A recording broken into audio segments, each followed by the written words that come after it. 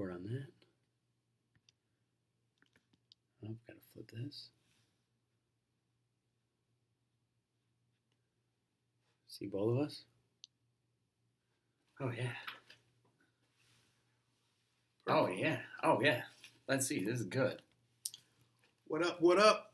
Oh, man. All right. All right. Perfect.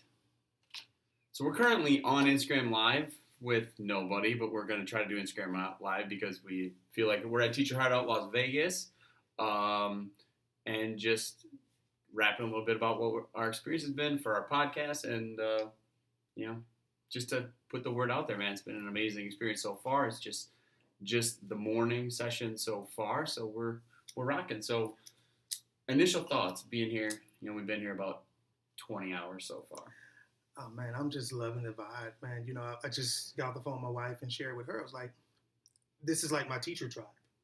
This is like the place that Right. I wish that, me going back into the classroom is perfect because it gives me an opportunity to connect with teachers who still have that passion, who are not jaded about what they see in the classroom and allowing that to change who they are as a professional.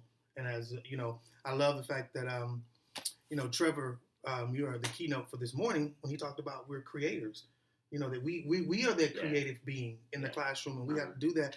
And it just kind of reminds me of what we need to do and how we need to, operate as teachers. And I think we don't get to do that too often. Right. And I don't know whether fortunately or unfortunately, I'm already making a name for myself as a troublemaker.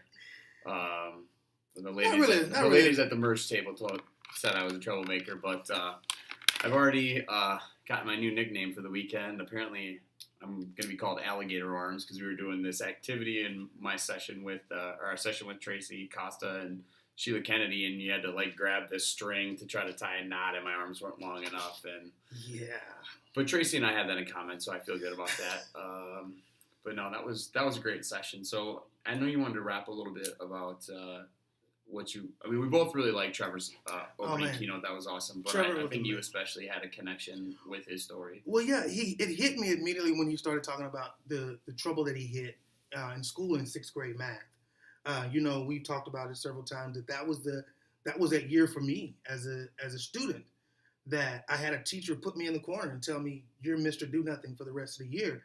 And that, as he said, that was that domino that clicked, that started me on a spiral that I'm thankful for the experience that I gained through all of that. But at the end of the day, that could have been avoided, and I can't point the finger at the teacher because, again, I know me at that time. Similar situation. It was crazy because my parents divorced, his parents divorced. We both internalized that what we were dealing with. I didn't really talk about it to too many people. And so finally, when my mom finally got the notice that, hey, your son's being retained because he had excessive absence and we're considering him to be a dropout, he's going to have to do 6th grade again. My mom was shocked, and because I was telling somebody the other day, I say I dropped out of school while still being in school because I only went to PE and I went to band class. Then the rest of the day I skipped. So after those absences started piling up, I had to start forging my mom's signature. And that kind of kept going, and it perpetuated this sense of lying and sense of dishonesty that was not me, who I was, but because of the situations, it created something that I can say that wasn't beneficial to me or to my family at that time. But hindsight is always 20/20. I feel like it made me a much better person, and now it makes me a better educator because, again, teaching 6th grade math, the class that I dropped out on, I have an opportunity to pay it forward to students to say, let me give you what I wish I would have had, or let me give you what I know. And I think both Tracy and Trevor in their sessions talked about that connection and that power of making those relationships with students. And I think we don't talk about that enough as teachers. We talk pedagogy, we talk curriculum, we talk content, we talk state assessments. We don't talk relationships. No, we do not. And so I think that's something. And then to bring in the brain science part of it in both sessions. Yeah. I think that really made a big difference. So. Yeah, I really liked you know, and Trevor, you were kind of in the throes of your doctoral program, so you didn't get to be on that episode with Trevor. But you know what Trevor said today was a lot of what he said when he was on the podcast a few weeks ago, and you know the power of story, I think, is just so incredible. And you know, we're going to talk about it a little bit. You know, talking about what we've got going on, but I just kept thinking, like, how are we threading our story into what we work on and what we do, and you know, and with that too, I loved what Tracy said about how she isn't going to try to meet the academic needs of a kid until she's met the social and the emotional needs of a kid. And it was, you know, there's a lot of people that we say we want to be doing it, but it's a lot harder. You know, the whole entire time she was saying that, I was like, in practice, it sounds good, but it's so hard to really like stick to your guns and to, you know, put up with what I'm assuming is a considerable amount of flack. Right. I mean, you even gave an example when we were talking about the student who called you by your first name. Right. And how, you know, we were even talking about even then, like when you call that student by their last name, I mean, like when they called you by your first name, there was something that was kindled inside of you that you were just like, do it again. Mm-hmm. And one thing we know about adolescents and children, because we've all been children, when you tell a kid, do it again, that just gave them the green light to do it again. And they're going to do it because now I know, instead of reaching them in a way of saying, hey, you know, let me talk to you for a moment. Yeah. You know, I'm going to respect you, you respect me. And I think that part of building relationships and connecting with students, it's paramount. I mean, we can't, again, it doesn't matter how hard those kids are. Their heart is still soft. They're still kids. And their experiences may have caused them to become callous to so much and to be disrespectful and to think that that's okay because they see it at home, they do it at home. But kids understand how to transform themselves in individual situations and become what that situation calls for. We just have to, as teachers, set that expectation in the classroom and make them strive to reach that expectation, bar none. Yeah. Mm-hmm. And, you know, even, you know, I love the strive that that they gave us just now. To me, how can you call yourself an educator and you don't really want to know your students?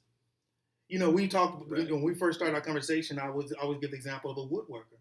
You know, when I sat down and had a conversation with a man who's a carpenter who looks at wood, he looks at that piece of wood and he doesn't just see a chunk of wood sitting there. He sees that wood and he sees what it can become. He sees that it could become a chair. It could become maybe the leg for a chair, maybe the arm for a chair. Maybe it's a piece that he needed to finish. He sees that. And as educators, we have to look at our kids in that same way and say, what is it that they're going to become?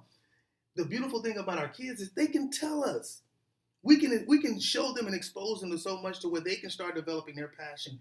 And we can start getting them to go toward that versus me trying to tell you, you're going to be this. You're going to be that. You know, so. Well, yeah, and they, you know, Tracy talked and Sheila talked about how so much of the prior generation, especially, you know, our parents and maybe even, and I wouldn't even say necessarily my parents, but people maybe just a little bit older than me and, you know, maybe a little closer to your generation. No, it's not. It's not a shot. You know, but I mean, you know what it is. I know. You know, that they just didn't grow up in this world where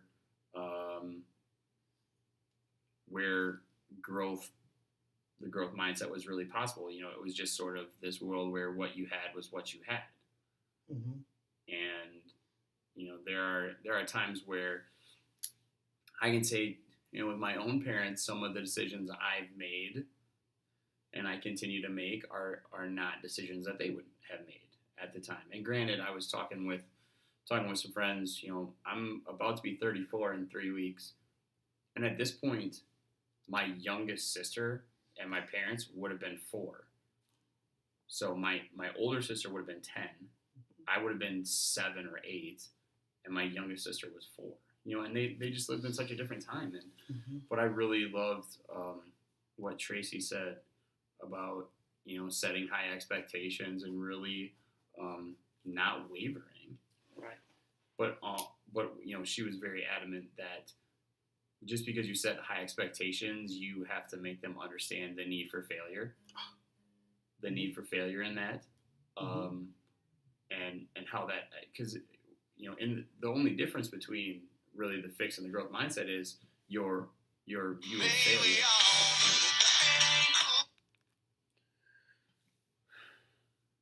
Oh man, did we get?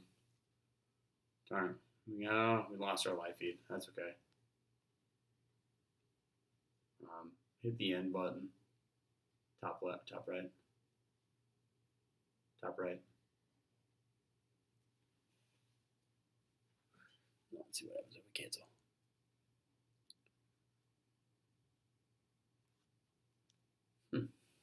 All right. Well, let's just keep talking. So.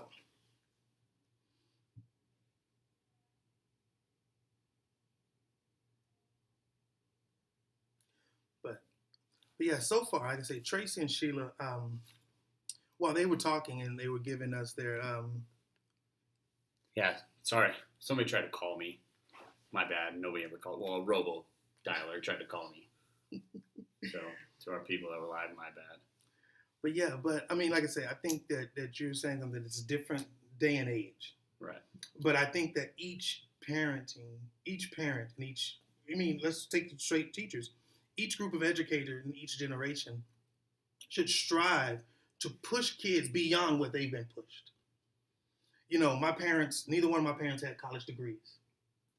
My mom was pregnant in high school with my oldest brother. She still finished high school. Went to community college, became an LVN. That didn't work out. Started working retail, became a retail manager. Did all these things. But in all of that, she stressed to all of us, you will go to college.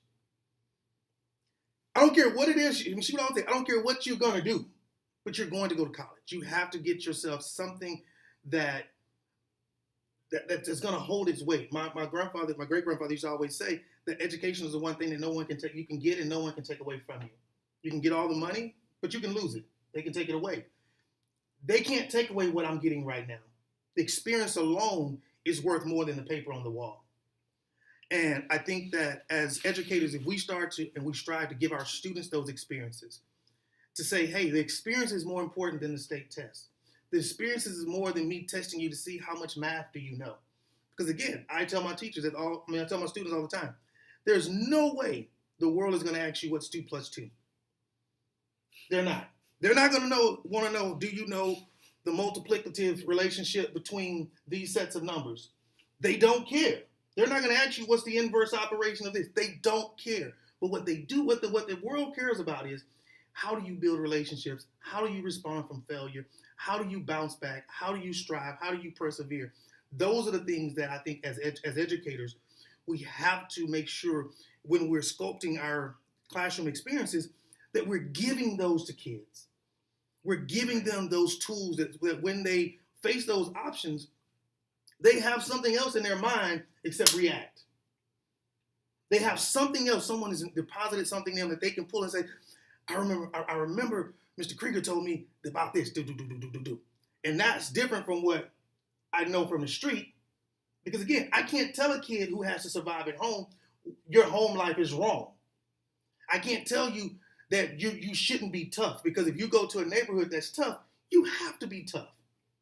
It's you know what I mean? Like I'm going to tell you, go home and go be soft. I don't grow up where I don't live where you live, so I don't know what you're about to experience. But what I can tell you is there's a time and place for everything. We're here right now. Gambling is fully legal in Las Vegas. The things that we're doing right now, if we did it in Texas, it would be considered illegal. Correct. So we have to understand and get the students to see that every experience has its own set of parameters, and their adjustments and adaptations to those individual experiences is what we have to teach them. How do I manipulate myself to become what's needed in this situation? So, and like I said, I'm super duper excited, super stoked. Learned something new about microfinancing. Could be a global goal for my classroom for next year. the hero's journey, teaching kids about that journey so they can understand their own plight, so they can know. Like I say, I think teachers look at PDs, and this is something different. Like, there anybody who's never been a teacher heart out, this is our first time here. But the whole vibe here is not come sit and get and leave and walk away with nothing. It's more of a come be a part of a tribe, come be a part of a family of people that you can interact with. I mean, we're sitting at tables with people we don't know, we've never seen, but the discourse that takes place is just phenomenal. And even just the small talk is phenomenal. And I think that that's what's missing from a lot of PDs, is that we want to focus so much. Like, nothing's been touched on by content. Yes, Trevor's an ELA teacher, but he didn't teach us how to do the next greatest reading strategy or how to implement writing in your classroom. He talked about how to inspire kids. Through stories. How do we motivate our kids? And I can tell, I'm a storyteller. I mean, anybody who knows me knows that I love telling stories. I mean, I think that storytelling is something that has transcended every generation since human beings have walked on this planet. And that's what keeps us alive. That's what keeps us going. When we know, don't go beyond that ridge, because we see this picture here that says that beyond this ridge is something we don't want. Yeah, curiosity may say, I want to check it out, but the reality is going to say, yeah, mom, dad, grandma, and grandpa, great-grandma, and grandpa, they didn't go over there. We don't have no business going over there. Until you get innovative and you start having things like drone technology or satellites in space that could pinpoint exactly that location and show you what's there, and then you can come out of it. But we won't have that if we don't inspire the next generation of innovators. Yeah.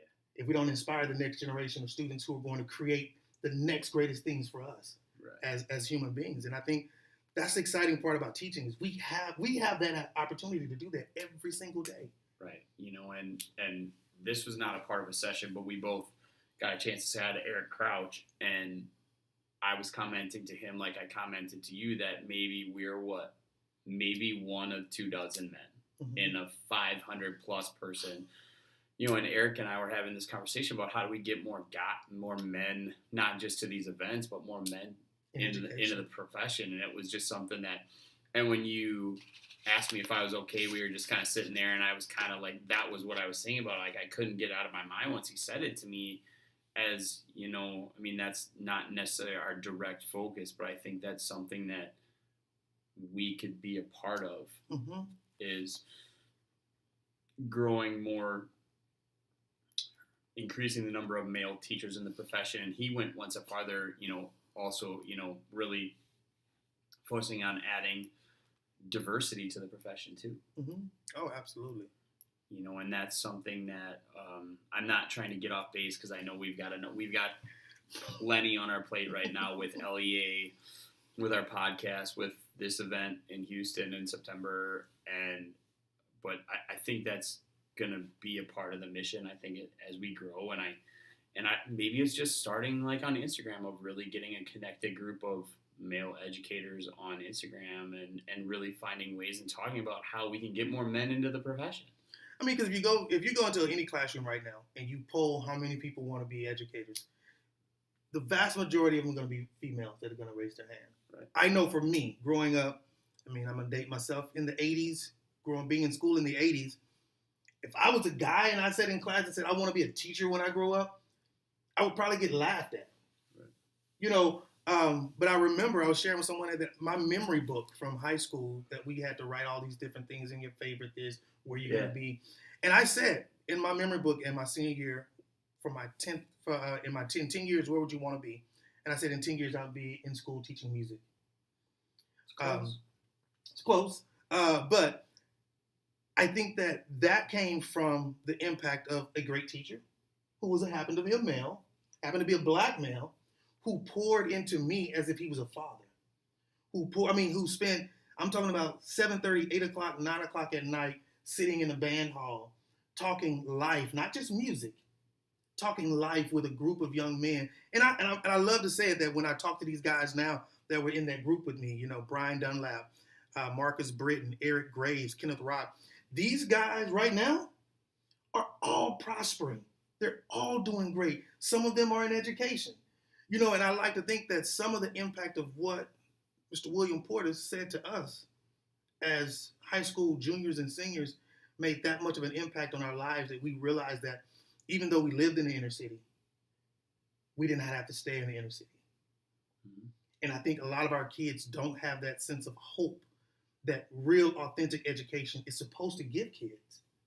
Education should be it's the fulcrum that says that I can move my life if I choose to. I don't have to stay in my situation.